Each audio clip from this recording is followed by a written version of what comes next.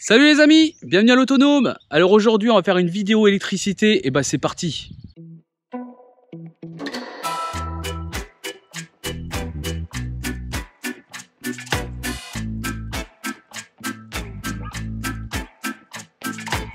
Salut, moi c'est Milovan. Et moi c'est Sacha. Bienvenue à l'Autonome. Cette grande grange que nos parents ont achetée pour la transformer en la maison la plus autonome possible.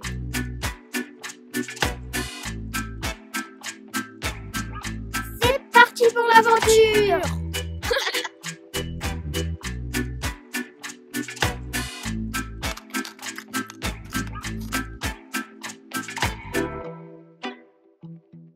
Vous avez été beaucoup dans les commentaires à parler d'électricité, les distances à respecter, tout ça. Donc j'ai décidé de vous faire une vidéo comme ça pour éclaircir toutes les choses. Il faut savoir que je suis électromécanicien en fait. Je suis électromécanicien frigoriste. Je fais ça depuis plus de 20 ans. J'ai été renouveler mon habitation il n'y a pas si longtemps que ça, il y a à peine 6 mois. Parce que les normes évoluent tellement vite que des fois on pense qu'on fait les choses correctement. Mais finalement, en fait, les normes, elles évoluent. Et du coup, vous vous retrouvez, vous n'êtes plus tout à fait dans les clous, on va dire. Donc j'ai décidé de vous faire une vidéo pour vous parler un petit peu des normes, essayer de vous simplifier tout ça. Donc j'ai décortiqué la norme, la NFC 1500, afin que tout le monde puisse comprendre et que ce soit quelque chose de simple. Voilà. Bon, donc Aurélie, elle a déjà peint, elle a commencé à peindre. Donc les parties où elle a commencé à peindre, je vais faire l'électricité pour pouvoir avancer. Donc là, je vais commencer à mettre toutes les boîtes plexo. Donc ici, dans la petite pièce où il y aura les garçons bientôt.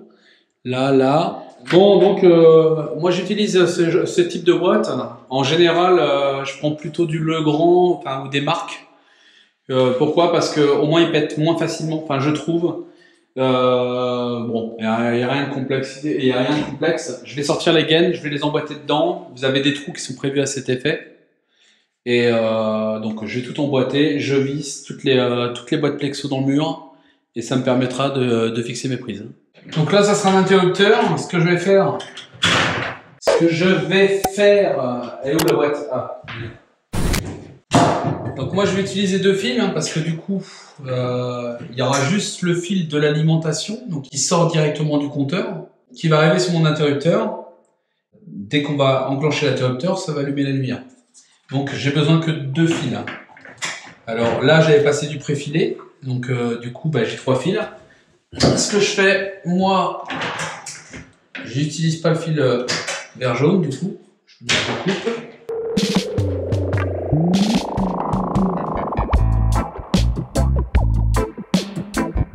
Ouais, bon, elle n'est pas prête de partir, clairement. Allez, donc là on va mettre un interrupteur.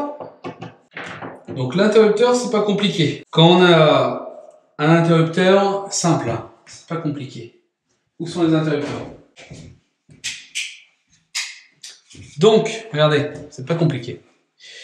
Donc on va arriver avec notre courant ici et on va ressortir ici en fait, tout simplement. C'est simple parce que il y a un seul interrupteur dans la pièce. Ce que je vous ai pas dit, c'est qu'il y a aussi une hauteur à respecter. Donc tout ça, c'est régi par la norme NFC 1500. Donc la hauteur doit être entre 90 cm et 1,30 m. Autre chose, alors dans le cadre d'une salle de bain, je parle bien d'une salle de bain ou d'une salle d'eau, on met pas n'importe quoi, n'importe où. Certains appareils sont prévus pour aller dans certains volumes. Voici ce que dit la norme NFC 1500. En gros, dans le volume 0, donc sous la baignoire ou sous le bac de douche, il n'y a strictement rien qui est autorisé, à part bien sûr du 12 volts en immergé, clairement, tant que le transfo ne se trouve pas dans ce volume. Dans le volume 1, sont seulement autorisés l'éclairage en 12 volts, les chauffe-eau instantanés, les chauffe-eau accumulation, et les interrupteurs en 12 volts aussi. Donc dans le volume 2, beaucoup de choses sont autorisées. Donc les appareils de chauffage sont autorisés. L'éclairage, tout ce qui est en classe 2, vous savez, c'est complètement étanche. Tout ce qui est en basse tension, forcément en 12 volts, ça c'est autorisé. Les différents chauffe-eau sont autorisés aussi. Les interrupteurs en 12 volts sont autorisés, forcément.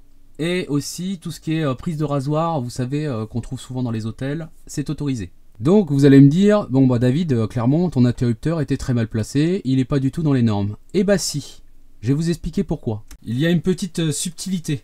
Dans le cas d'une paroi fixe et pérenne, jointive au sol, hein. Donc clairement c'est notre cas, on a une paroi en verre qu'on ne peut pas dévisser sans un outil et elle n'est pas pivotante. Va s'appliquer à ce qu'on appelle la règle de contournement. En gros, vous avez un rayon d'1,20 m jusqu'à l'angle de la paroi. Notre paroi fait déjà 1,20 m et à partir de cet angle, on va rajouter 60 cm. Donc comme vous pouvez voir, nous ne sommes plus dans le volume 2, du coup, nous sommes dans les normes.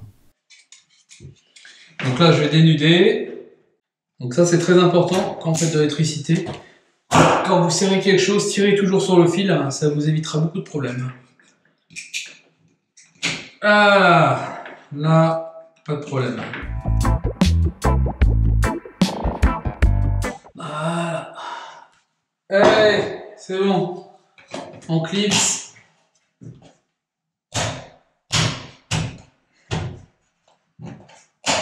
Et voilà, terminé.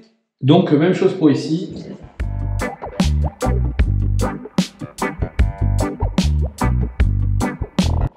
Je sais, c'est pas très conventionnel, hein, mais ça marche bien.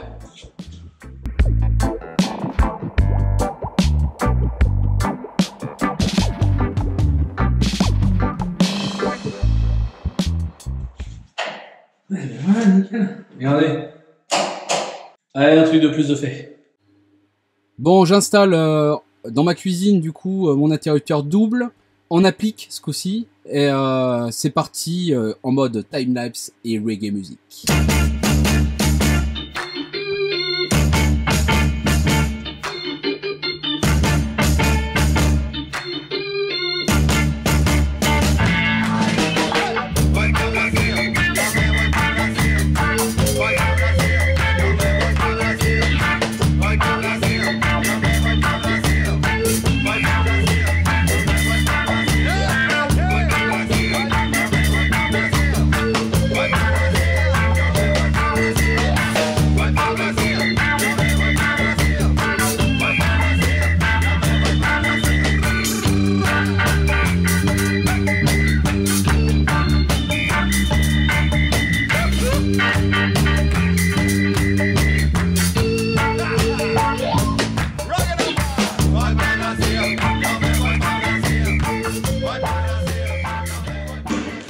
Bon, là j'ai installé, du coup ce que j'ai fait, c'est que j'ai installé un interrupteur en façade. Pourquoi? Parce que j'avais pas anticipé que j'allais mettre un interrupteur. J'aurais pu faire passer le câble directement dans les joints, en creusant bien les joints. J'aurais pu faire comme ça. Malheureusement, je n'ai pas anticipé, donc je vais faire un passage en apparent. Ce que j'ai fait, c'est que vous avez vu, j'ai taillé la pierre de façon à être le plus régulier possible et pouvoir le mettre le plus droit possible.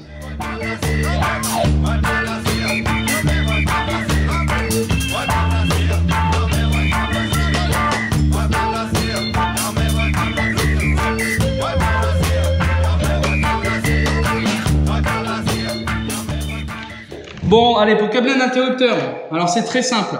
Alors ici, on va avoir deux points lumineux, on va dire, réellement. On a le point avec un gros lustre central qui va être ici, je vous montre. Hop, le point qui est ici, là, tout en haut. Et vous avez le point avec les spots, là. Voilà. Donc, deux interrupteurs. Donc là, moi, j'ai pris un interrupteur double.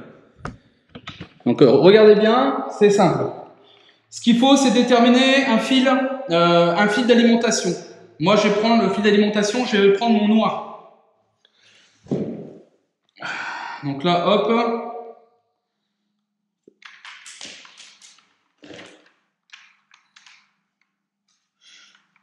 Hop.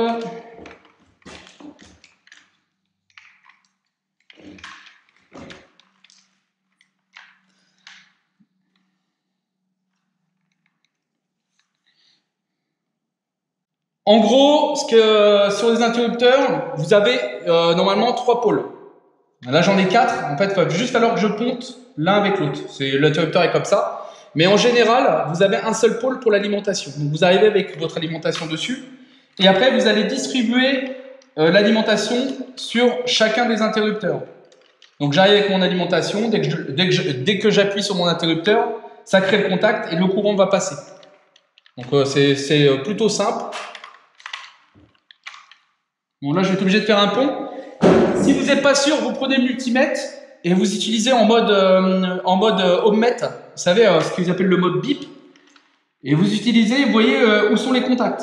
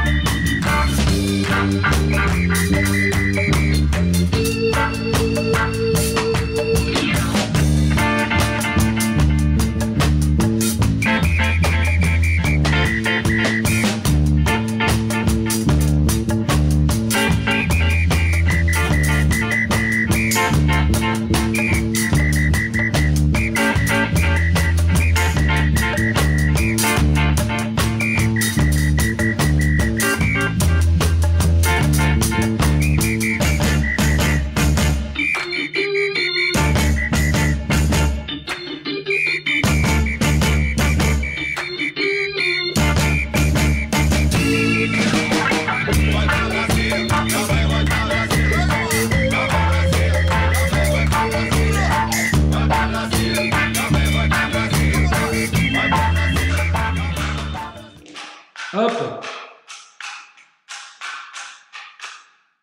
Nickel.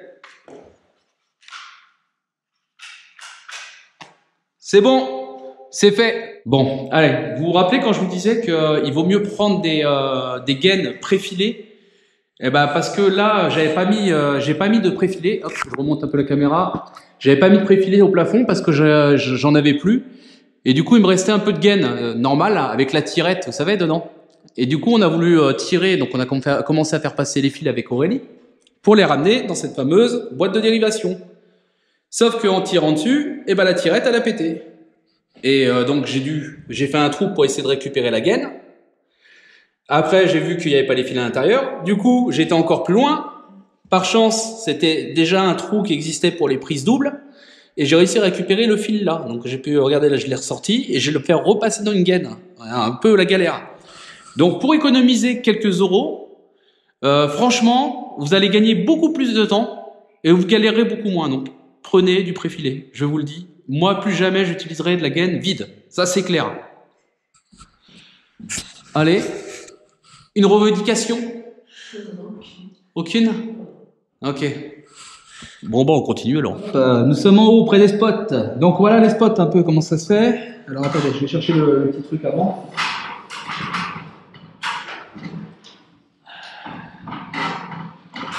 En gros, voilà, c'est de pas trop marcher. En gros, faut que je connecte mon fil bleu avec mon fil bleu, le fil noir avec le fil rouge. Vous savez que le rouge et le noir, c'est la même chose. Celui-là, je le laisserai derrière. Et après, une fois que j'ai connecté, j'emboîte. Regardez, je mets les pattes. Et après, hop, je l'emboîte. Et au moins, il sera nickel. Mais là, à mon avis, il va falloir juste le recreuser un peu. Non, c'est bon, ça passe. Ouais, des fois, on joue un peu parce que le trou est léger. Voilà. Moi, ce que je vais pas le faire, je vais pas les mettre tout de suite ces machins-là, mais je vais juste connecter l'électricité. Comme ça, Aurélie va pouvoir finir de peindre parce qu'elle n'a pas fini de peindre. Donc, je vais connecter ça. Et voilà, rien de compliqué. Hop. Allez, ce que je vais faire.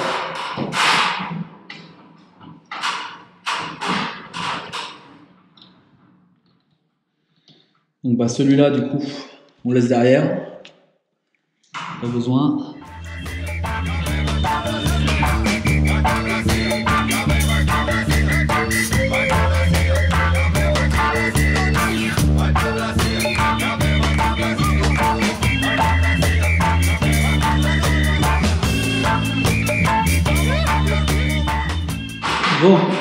Bon, là j'ai pris des bagots comme ça là, sont mieux ceux-là, c'est pour ce genre de fil.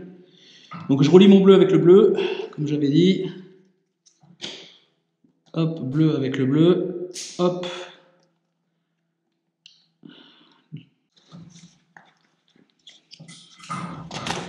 Voilà. Comme ça. Nickel. Voilà. La terre elle est là. Voilà.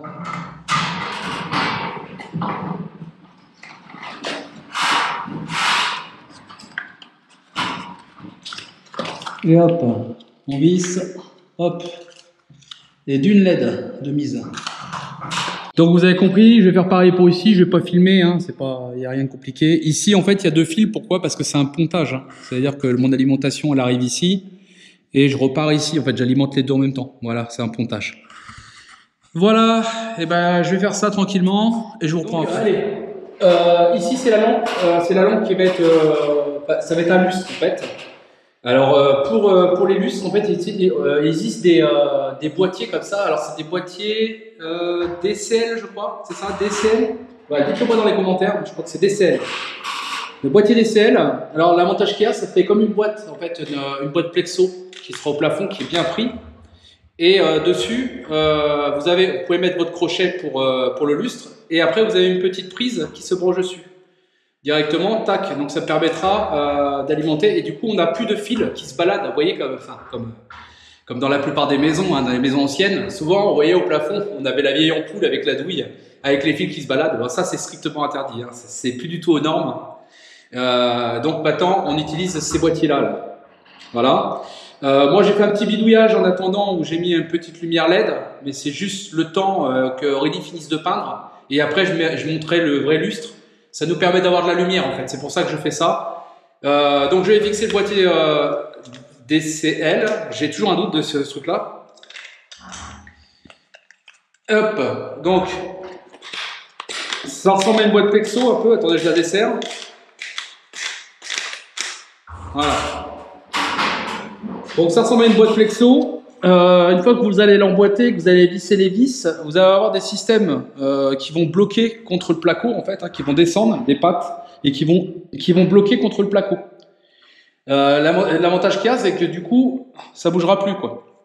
L'autre avantage qu'il y a, c'est que du coup, aujourd'hui, on n'a plus de, voilà, on n'a plus de fil apparent quoi. Enfin, c'était quand même c'était une source de risque, on va dire, une source de danger potentiel. Là au moins on peut plus toucher, on peut plus mettre les doigts dedans en fait. C'est l'intérêt. Hein. Aujourd'hui, de toute façon, l'électricité, il y a très peu aujourd'hui. Comment je peux dire? On fabrique très peu, surtout chez les particuliers. Enfin, je parle chez les particuliers. On ne fabrique plus de choses où on peut mettre les doigts. Voilà. On appelle ça c'est une norme. Ça s'appelle de l'IP2X. Maintenant, tous les matériaux sont en IP2X. Du moins en France. Allez, je vais monter ça.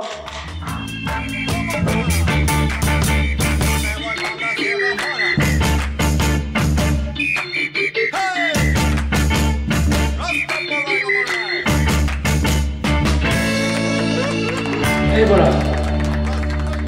Voilà, comme ça, c'est nickel. Voilà. Hop là. Et voilà.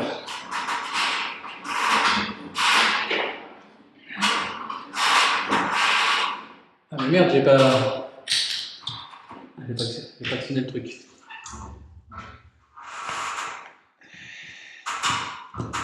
Et voilà. Allez, un truc de fait. J'ai dégueulassé tout, c'est génial. Bon, et ben c'est bon, tout est câblé ici, tout est câblé. Et ben maintenant on va aller directement au tableau général. On va aller au tableau et on va tout relier ensemble. Bon, alors il me reste à câbler ces prises. Donc en fait toutes les prises sont pontées. Hein. Pontées, ce que j'allais dire pontées, c'est-à-dire qu'elle arrive sur une, elle repart sur l'autre, elles sont en dérivation en fait. Voilà, tac, tac. Là moi j'ai 8 prises, mais on pourrait, avec la nouvelle norme, on pourrait monter jusqu'à 12, parce que j'ai du câble 2,5. Autre petite chose, la hauteur en fait des prises est réglementée, hein. On pourrait aller de 5 cm à 1,30 m. Donc là ce que je vais faire, c'est que je vais câbler une prise, hein, je vais vous montrer une prise, et puis après le reste je vais le faire tout seul, hein, c'est bon, hein, je pense qu'une prise vous allez comprendre, hein, c'est très facile. Hein. Bon allez, donc moi j'ai pris, là j'avais mis une boîte double, pour mettre une prise double en fait, hein. Donc c'est une prise double en encastré. Eux sont déjà déjà pontés en fait, sont déjà mis en dérivation. Moi ce que je vais faire, c'est comme j'ai en fait j'ai deux fils, enfin j'ai un fil qui arrive avec l'alimentation et l'autre fil qui arrive pour alimenter la deuxième prise. Et ben je vais mettre le vert avec le vert, le bleu avec le bleu et le rouge avec le rouge. Voilà, et je vais faire pareil de l'autre côté, tac, et en fait voilà, c'est bon, ma prise sera branchée. Donc les systèmes sont un peu différents, celui-là il se déclipse. Allez, voilà ce qu'on va faire, on va faire ça tout de suite. Comme ça, c'est réglé, on n'en parle plus. Hop, allez, on dénude.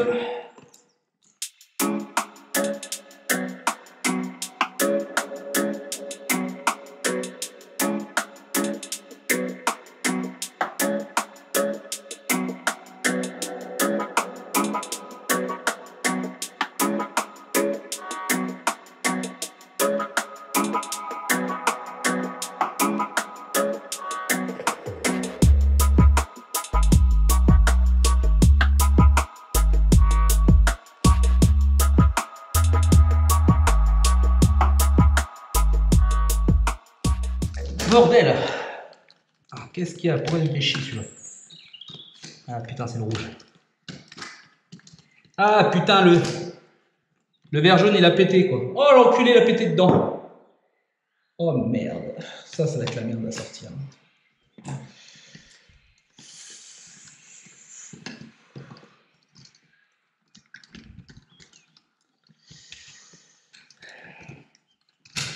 Faut que je sorte tout là.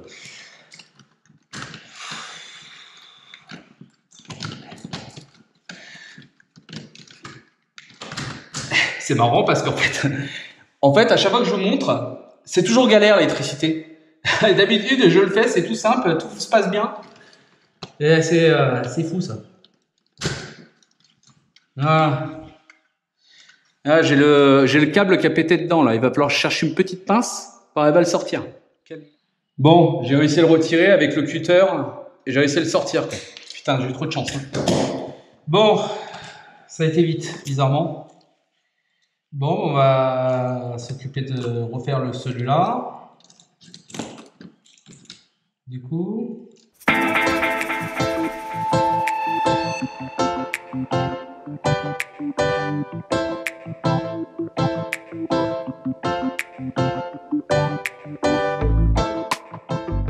Bon, bah ça a coupé, hein, malheureusement. Vous avez raté une demi-heure de galère à mettre la prise. Hein. J'aurais mieux fait de me taire en disant que vous allez voir, c'est une chose très simple à faire. Bon, bah non, c'était pas si simple à faire que ça. Ah putain, quelle galère. Bon, j'ai fait qu'une seule prise en une demi-heure. Donc là, bah, je vais m'attaquer à l'autre. Et ben, je vais filmer du coup. Hein. Bon, allez, on va mettre cette prise-là. Donc, c'est une prise simple, celle-là. Donc 3 endroits, tout est bien marqué dessus, on voit bien où il y a marqué la terre, le neutre et la phase. Donc moi je vais relier mes câbles. Alors, déjà, je pense que je vais déjà les couper parce qu'ils sont un peu longs. Ça je vais t'emmerder après pour y rentrer.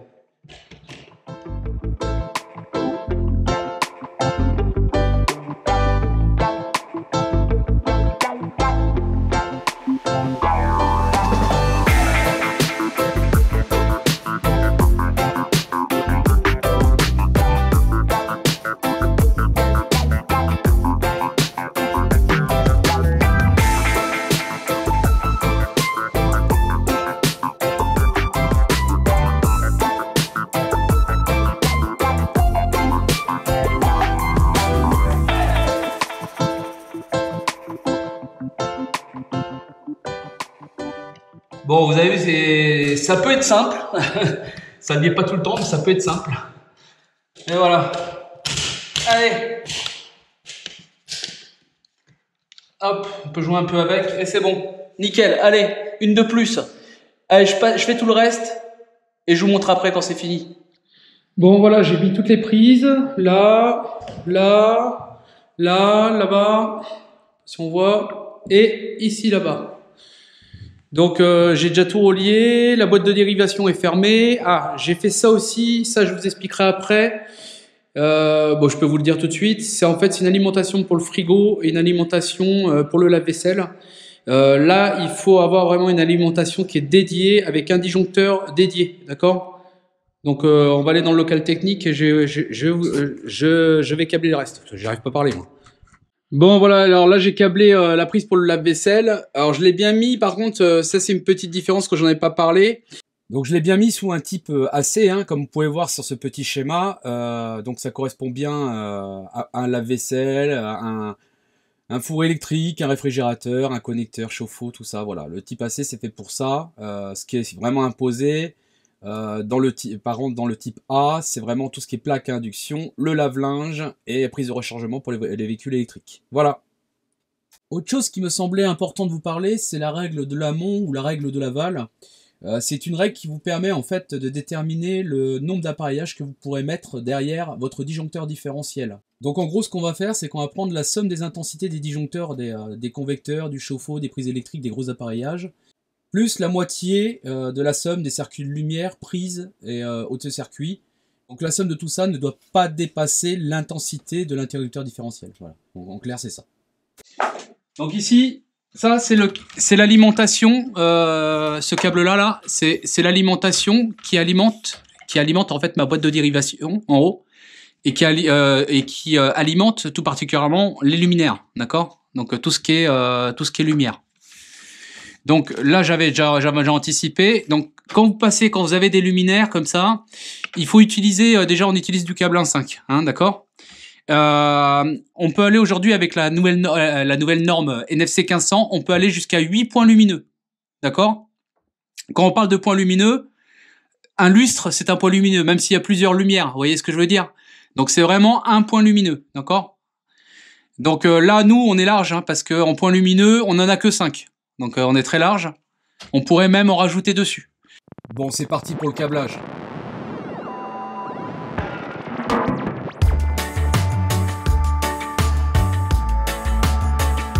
Alors pensez bien à couper le courant, évidemment, quand vous allez déconnecter les fils.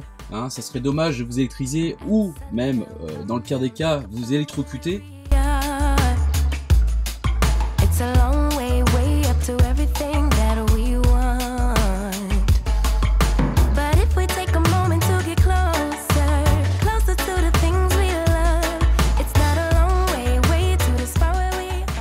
Donc, visiblement, c'est bon. Je me suis pas trompé dans le câblage parce que sinon ça aurait disjoncté.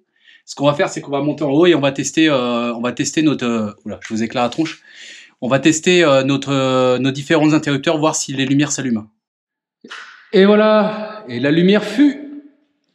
Donc c'est bon, le câblage était bon. Là aussi.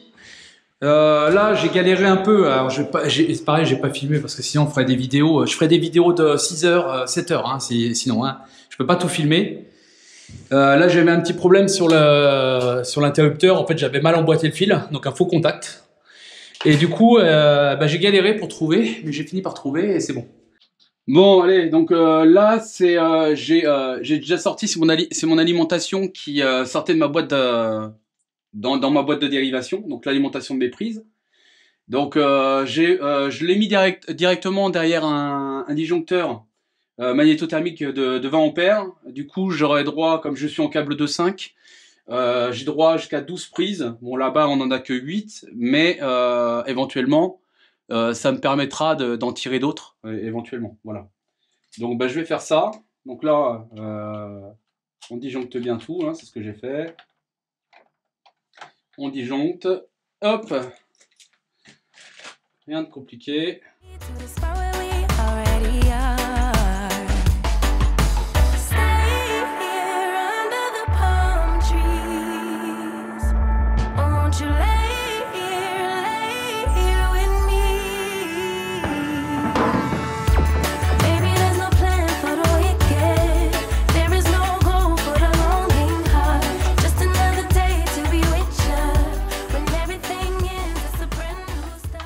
Voilà. Bon, moi par habitude, alors j'ai des petits trucs, des petits pictogrammes comme ça là, j'aime bien les mettre dessus, ça fait propre après. Hop, donc là, moi je le mets là, 20 ampères, on sait que c'est des prises, je le mets dessus. Et après, je vais marquer sur la boîte comme quoi c'est l'alimentation du studio. Et voilà. Je vous ai pas montré, mais j'ai câblé aussi mon volet roulant. Le volet roulant, je l'ai mis sous un disjoncteur, donc dans la norme, on doit le mettre sous un disjoncteur 16 ampères. Vous pouvez mettre jusqu'à 3 volets roulants dessus. Passer ces 3 volets roulants, vous devrez en rajouter, rajouter du coup un autre disjoncteur. Et voilà, je crois qu'on a fait le tour. Ah oui, dans la cuisine. Dans la cuisine, vous savez que je vais avoir un frigo et que je vais avoir un lave-vaisselle. Et donc le frigo et le lave-vaisselle, dans la norme, on leur fait une alimentation dédiée. Donc ils ont une ligne dédiée avec un disjoncteur dédié. Donc on le mettra sous un disjoncteur. 20 ampères. Voilà. Donc j'ai fait le tour, j'ai testé toutes les prises, donc tout fonctionne, nickel, pas de problème. Et ben voilà, et ben vous savez bientôt tout sur l'électricité. J'espère que vous avez aimé la vidéo. Il ne faut pas hésiter, comme d'habitude, si vous voulez nous soutenir, il y a le combo gagnant. C'est je like, je commente et je partage. Et si vous faites tout ça, déjà vous faites énormément pour nous. Néanmoins, on a organisé un jeu. Vous vous rappelez, on peut gagner une station portative électrique. Je vous mets le lien en description. Dépêchez-vous parce qu'il ne reste bientôt plus qu'un mois. Il y a quelques inscrits. Donc vous avez encore toutes vos chances de gagner. Donc je vous incite à aller faire un tour dans le lien en description. Ça va vous amener sur notre page Tipeee et vous pourrez participer. Hein. Donc ce jeu-là, c'est contre une contrepartie. Je réexplique quand même pour ceux qui arrivent sur la vidéo, qui arrivent sur la chaîne. On a demandé une contrepartie, c'est juste pour payer les frais de port. Si toutefois l'argent des frais de port est complètement remboursé, l'intégralité du surplus sera reversée à Animaléthique 81, qui est une association pour le bien-être animal. Voilà. Et ben je vous dis à bientôt les amis. Allez, ciao!